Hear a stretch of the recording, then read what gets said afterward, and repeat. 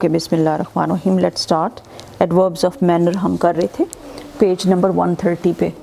These tell us about the quality of an action and answer the question how in relation to the verb. एक तो हमने quality of an action देखना है। अब देखें, she debates fiercely, हमने ये तो बता दिया कि डिबेट करती है, लेकिन अगर हम फियर्सली लिखेंगे इसका मतलब है हम उसका मैनर भी बता रहे हैं कि किस तरह वो डिबेट करती है। बेस्ट यानी वो जो खड़े होके आप एक तरह से करते हैं ना, बताते हैं कि ऐसे बोल रहे हैं डाइस के ऊपर और सामने ऑडियंस बैठी है, तो शी डिबेट्स फियर्सली बड़े जोश के साथ करती है, जज्बे के साथ। He foolishly gave away the secret. He foolishly, अब हम बता रहे हैं कि उसने foolishly gave away the secret. Secret अपना बाहर निकाल दिया। गेव अवे का मतलब होता है रिवील कर दिया, यानी जाहिर कर दिया और सबको पता चल रहा है। He foolishly gave away the secret. Secret कोई भी अगर हो तो उसको वैसे अपने तक ही रखना चाहिए, लेकिन कई लोग इतने फुलिश होते हैं कि अपने सीक्रेट को प्राइवेट नहीं रख सकते, और अपने आप को प्राइवेट ना रखना भी एक बहुत बड़ा इशू है। इससे भी आप लाइफ में कभी भी जो है वो प्रॉपर अपनी लाइफ नहीं गुजार सकते। You should be careful about what you are talking. तो फियर्सली और फुलिशली ये आप क्या यूज़ करते हैं, ये है adverbs of manner. Adverbs of degree, these tell us about the intensity of an action that can modify a verb, adjective or an adverb. It is too cold outside to go for a walk. यानी इतनी ज़्यादा सर्दी है कि बाहर जाना जो है मुनासिब नहीं है। I have had enough. जैसे आप कहते हो खाना और खाएं, तो आप कहते हो no no no thank you, I have had enough, I've had enough। अगर इकट्ठा यानी आप कहते हो ना कि ये फॉरेनर्स कैसे बोल रहे हैं, वो इस तरह I've had enough जब बोलेंगे तो आपको लगेगा I've had enough, तो आप कहेंगे ये क्या बोल रहे हैं, हमें तो कुछ समझ नहीं आ रही। वो पूरे को इसको तेज़ तेज़ बोलते हैं। हम कहते हैं I have had enough और वो कहते हैं I've had enough। ओके, सो इसका मतलब है मैंने काफ़ी सारा खा लिया। इनफ का क्या मतलब होता है, काफ़ी। Then adverbs of frequency. These tell us how frequently an action takes place. कितना frequent है, कितने दिनों के बाद हो रहा है, कितने यानी टाइम की पीरियड के बाद। She never allows students, और या फिर उसमें आप frequency बता रहे हैं कि ज़्यादा इंटेंसिटी में हो रहा है या कम हो रहा है। In relation to the verb, she never allows students to talk in class. वो अपनी क्लास को इजाज़त नहीं देती बात करने की।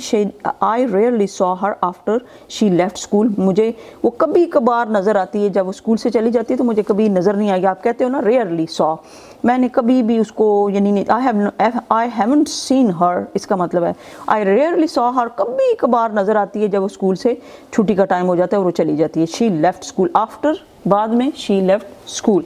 Then adverbs of reason, reason जब बता रहे होते हैं। Since she is the oldest child, अब जबकि वो सबसे बड़ा बच्चा है घर में।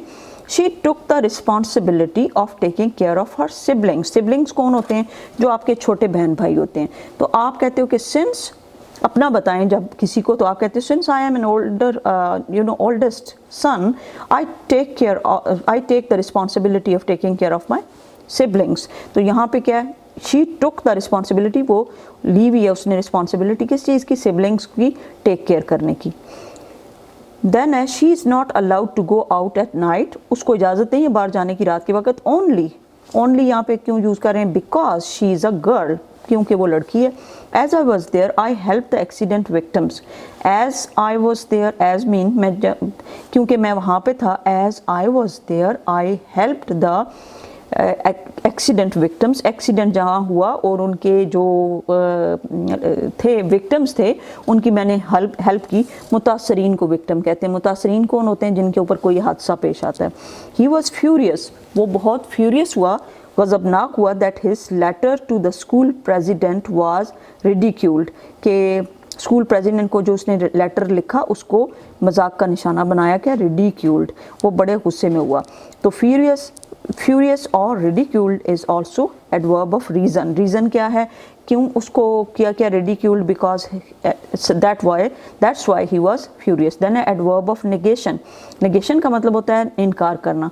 Mohsin rarely comes to Islamabad, she hardly ever reads, वो बहुत कम पढ़ती है, एवर कम ही पढ़ती है। हार्डली एवर रीड्स, एवर का मतलब होता है कभी।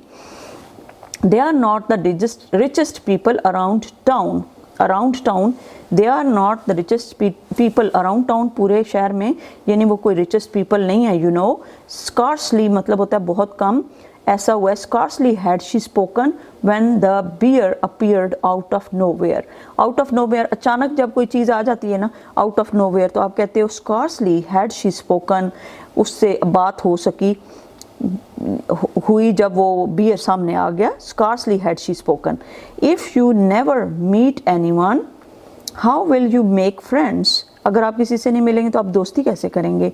He does not like meeting new people. He does not like meeting new people. Adil almost missed the train while coming to Sargodha. अब है adverbs of affirmation. अब यहाँ पे scarcely हो गया या फिर rarely हो गया या hardly हो गया. इसका मतलब है वो नहीं कर रहे, इसका मीनिंग ही नहीं हो रहा है. ओके तो इसलिए इसको negation यानी no का adverb कहा जाता है. adverbs of affirmation का मतलब होता है when you are saying yes sentences के अंदर क्या है? Certainly you can go to school tomorrow. हाँ जा सकते हो. Certainly का मतलब ही यही होता है. Certainly you can go to school tomorrow. He's definitely भी यही हुआ या हाँ बिल्कुल definitely. He's definitely not coming to Sargodha in June. कई लोगों की आदत होती है हर बात के साथ definitely. So don't take this habit, but surely you would not like to go to Europe in winter. Then as she is truly amazing, truly बहुत ज़्यादा अमेजिंग है. The way she handles everything alone. Those who really want to practise charity want to do it so quietly. जो charity करना चाहते हैं वो खामोशी से करते हैं. अब है interrogative adverbs. When are you leaving for the airport? कब जा रहे हैं? Where are my shoes? How is she feeling today? How far is the post office from here? फिर है relative adverbs. I remember the day when I first met her. मुझे याद है जब वो मिला था पहले. तो रिलेटिव एडवर्ब्स है कि टाइम के साथ रिलेट करके आप बताते हैं. फिर है the adverb when refers to the act of meeting the person for the first time. He didn't tell us where he was going. ये भी रिलेटिव एडवर्ब ऑफ प्लेस है कि he didn't tell us where he was going. उसने हमें नहीं बताया कि वो कहाँ जा रहा था. फिर है I have no idea how the snake got into the bathroom. कैसे आ गया बाथरूम में? मुझे तो कोई आइडिया नहीं है. ये भी एडवर्ब ऑफ मैनर है. How refers to the snakes getting into the. It is difficult to say how deep the river is. यानी आप इसको भी रिलेटिव कर रहे हैं एडवर्ब ऑफ डिग्री के साथ. देन है we were not told why the show was cancelled. हमें नहीं बताया गया कि शो क्यों कैंसिल हुआ. तो रिलेटिव एडवर्ब ऑफ रीज़न है why refers to the cancellation of the show. Cancel होगा, क्यों शो कैंसिल हुआ. अब है sentence adverbs. These modify a complete sentence and not a part of it. They are usually formed by adding ly to adjectives and are placed at the beginning of the sentence. Obviously he is too weak to move. कि वो बहुत ज़्यादा weak है, move करने से भी नहीं कर सकता. She is not going to leave us and we still had some money. हमारे पास अभी थोड़ी सी मनी बाकी है. Then in each of the following sentences fill in the blanks by choosing the appropriate adverbs from given list. I cannot remember where I kept my phone. It is good to do some kind of exercise daily. ये अच्छा है कि हम रोज़ exercise करें. यहाँ पे daily है तो ये यहाँ पे आ जाएगा. My brother dash slipped out of the room. बाहर आया. My brother quietly slipped out of the room. ठीक है. या फिर अनयूजुअली भी इसको कह सकते हैं. ओके अप्रोप्रिएट एडवर्ब डालने हैं. One has been done for an example. तो यहाँ पे quietly. My brother quietly slipped out of the room. My brother quietly slipped out of the room. Next है mother could I please clean my room. यहाँ पे क्या आएगा? Mother please could I. Only 1 minute because I have been. ये हमने कर लिया था या नहीं?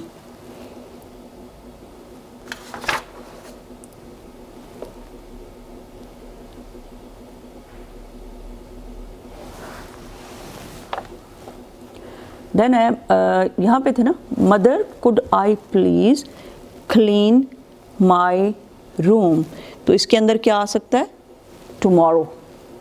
अब ये क्योंकि आप क्वेश्चन कर रहे हैं तो आप कहेंगे क्या मैं कल अपना कमरा साफ़ कर सकती हूँ, mother could I please clean my room tomorrow, आज नहीं करूँगी यानी मैं कल, तो आप इसे रिक्वेस्ट भी कर रहे हो, mother could I please clean my room tomorrow. Then है dash did you manage to convince her, dash did you manage, क्या तुम मैनेज कर लोगे, उसको कन्विंस कर लोगे। कन्विंस का मतलब होता है एग्री करना किसी को कि ये काम करो, और यहाँ पे क्या होगा,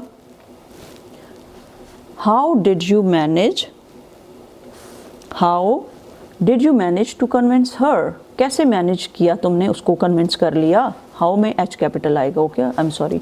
dash I don't think he is fit for the job, dash I don't think, क्या होगा, honestly I don't think, honestly I don't think he is fit for the job. Today's morning was dash warm, today's morning was unusually warm.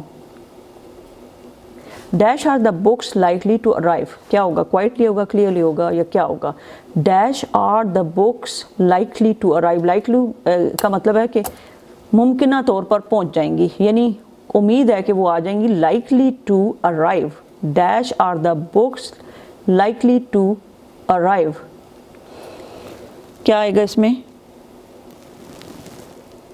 when are the books likely to arrive, कौन सा आएगा, when are the books likely to arrive.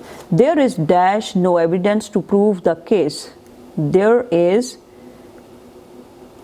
clearly no evidence to prove the case, कोई case आप इसको prove नहीं कर सकते, इसके अंदर सबूत कोई नहीं है।